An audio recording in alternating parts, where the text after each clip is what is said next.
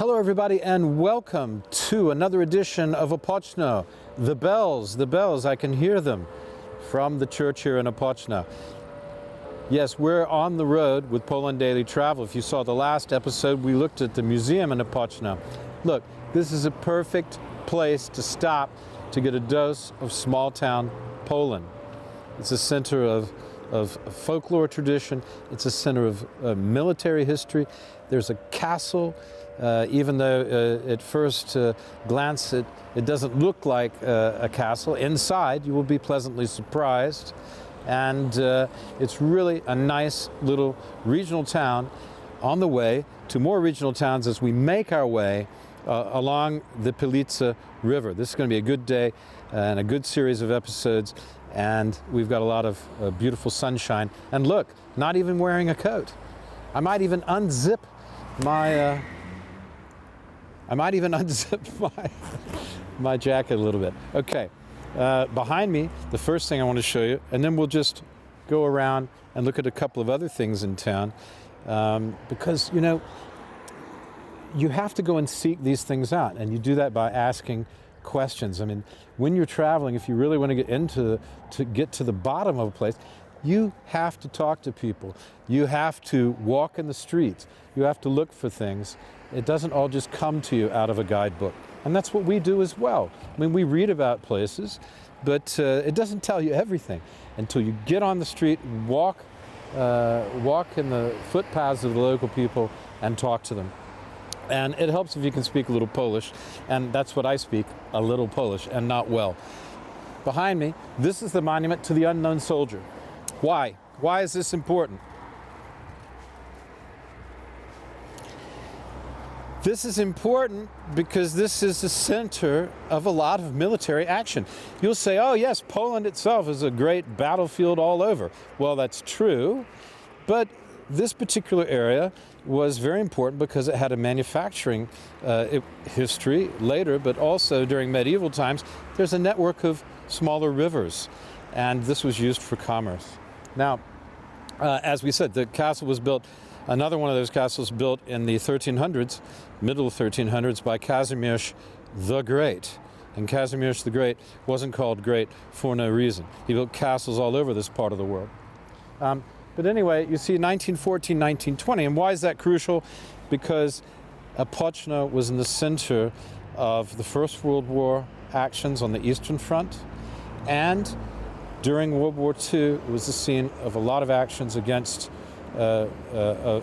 serious actions against the Wehrmacht right at the beginning of the war in 1939 in September, but also it was a hotbed of AK activity. That's Armia Krajowa, the Polish resistance movement.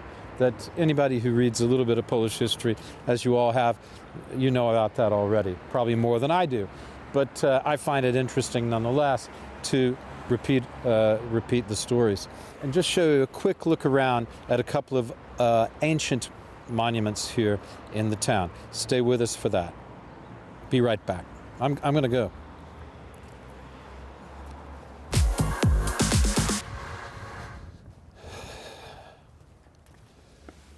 Tadeusz Kościuszko. Absolutely. No town is complete, or village in Poland is complete, without a Kościuszko Square, a Sienkiewicz Square or street.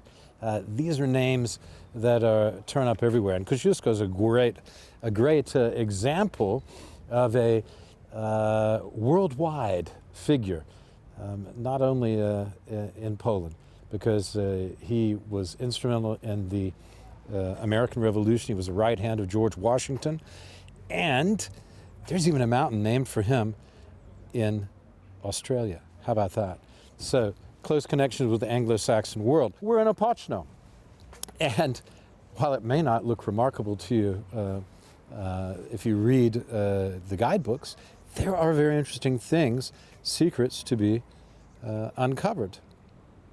And one of them I've just found. I didn't read this anywhere, but just by doing a bit of nosy snooping, which you know that I like, I found this building here. That house there belonged to Vincenti Vitos. Who was Vincenti Vitos? Well, I'll tell you. He was from this town. He represented the Polish People's Party.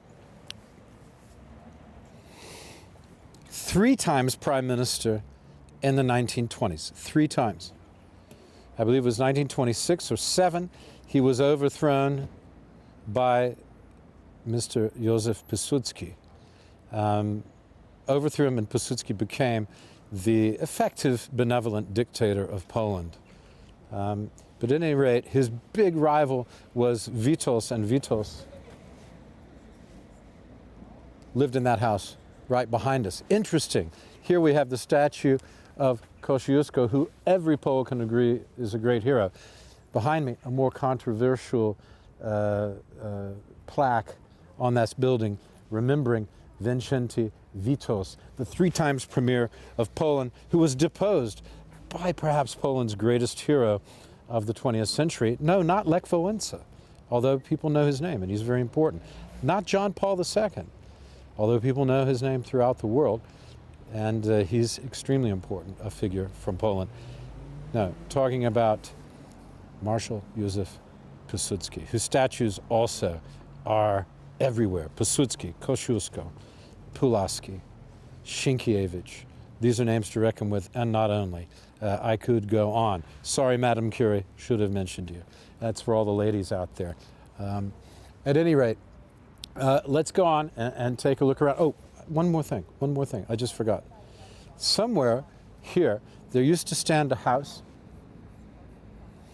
which was the home of Esterka, which I believe is Esther in the English language, and she was the lover of Kazimierz the Great back in the 1300s. She was from Opoczno. Her father was a simple tailor. It's like a fairy tale, isn't it?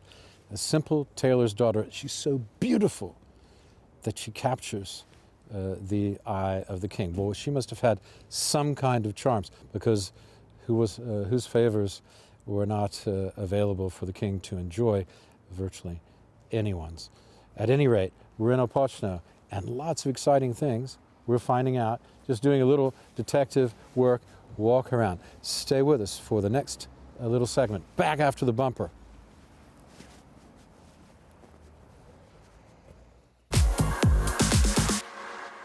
The 2 faces of Opoczno. I promised you to look at the church. Look behind me. On this side, we have the newer, more stately reconstruction of the church. And on this side, St. Bartholomew's Church. And on this side, we have the remnant of the original part of the church, a medieval church. And in fact, there are some inscriptions here that are amazing. I mean, there's some extremely old writing here, but I always want to do a brass rubbing with it. It's amazing and quite beautiful, but I don't see a particular date. But I know, because I was told by the curator of the museum, that this is the oldest part of the church here in Opoczno. And what a history Opoczno has. Murder, mayhem, I mean, a microcosm of all Poland's troubles right here in this little town. 50-50 Catholic to Jewish or Christian to Jewish population in 1939, and then all the Jews, of course, shipped out to Treblinka, where they died.